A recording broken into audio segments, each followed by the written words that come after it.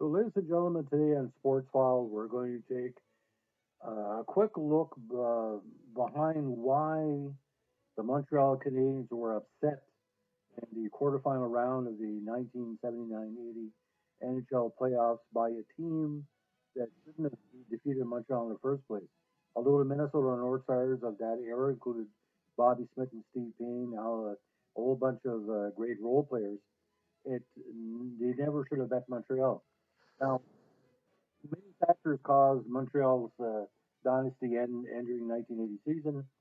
Dryden quit the team to become a lawyer and a commentator. Lemieux decided to leave the team because he felt it was disrespected. And Montreal started relying more on his royal players rather than Dryden and Lemieux to lead the squad. Scotty Bowman had moved on to Buffalo as head coach, leaving Bernie Boom Boom Jeffrey now, who was strange to begin with to run the squad. He basically quit due to mental acumen and to be replaced by Claude Ruel, who had won a cup for Montreal before, and but never really could motivate the players like Scotty Bowman because they were united in their hatred or the fear of Bowman. Now that year was Montreal's 71st, and he ended the season, get this, with a 20-game unbeaten streak at home, which was pretty amazing for 1980. And because the league format changed that year, it was a 1 against 16, 2 against 15, 3 against 13. It wasn't divisional play, not like it was in the mid 80s or would become in the mid 80s. So Montreal had to, you know, do without he also Yvonne Cornway. In the regular season, they had enough points to finish third overall, and he played the Hartford Whalers in the first round. And these were the last glory year of the old Hartford Whalers, as they had Gordie Howe, Bobby Hull, Keon, and some of the other former Whaler players or WJ Whaler players. Montreal dominated quite a bit.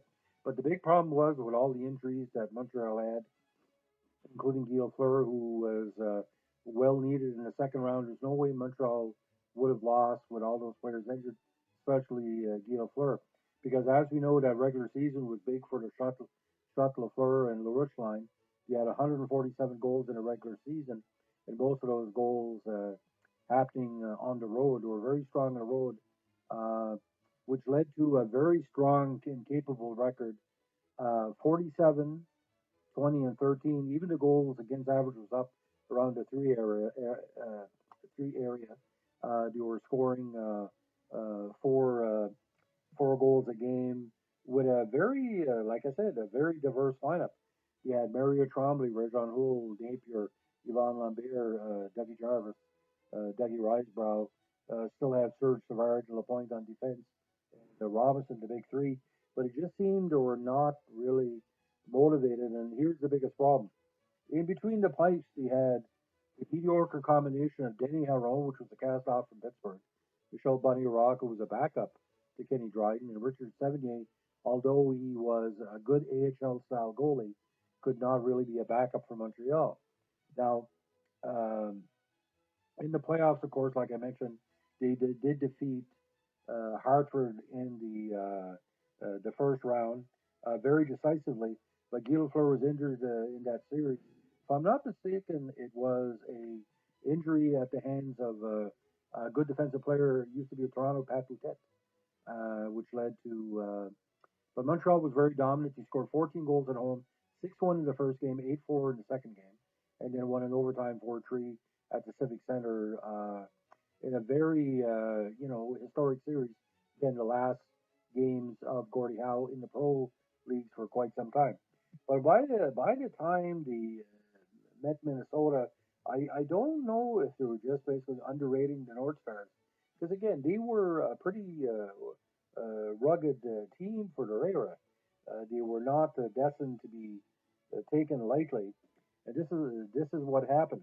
For some reason, when Montreal started the series at home, they couldn't find their scoring sense, losing 3-0 and 4-1 at home.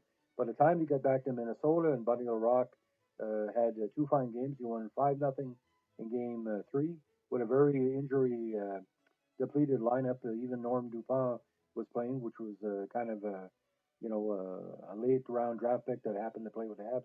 He won game 4 5-1 again in Minnesota and came home for a 6-2 win.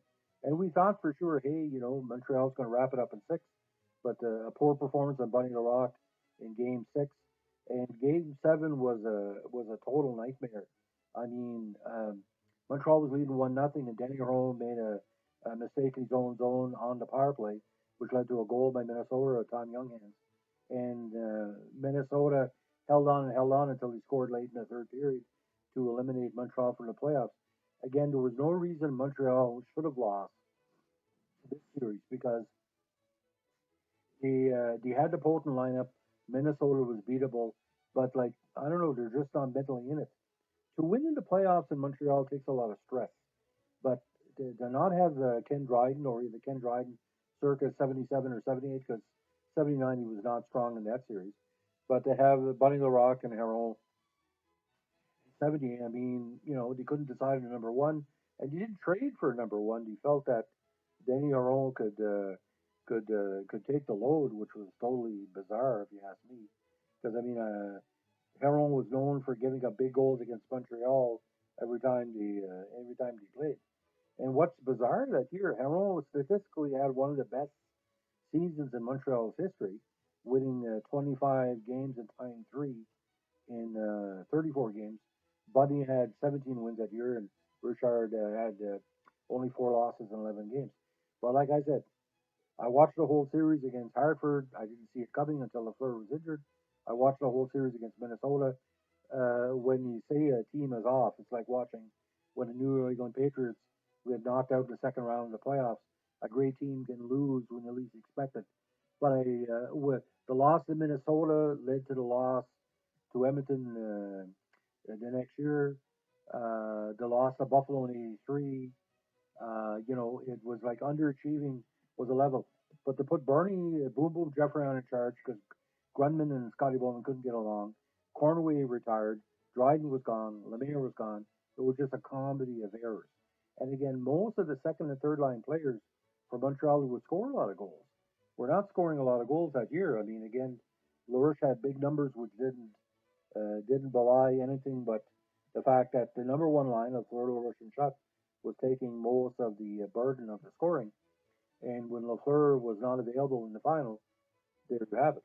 So, so ladies and gentlemen, this is the latest in my Montreal podcast. If you like it, please give a comment or subscribe.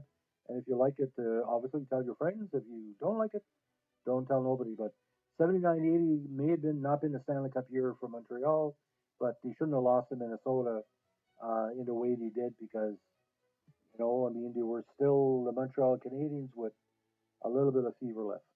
Have a good day. Bye.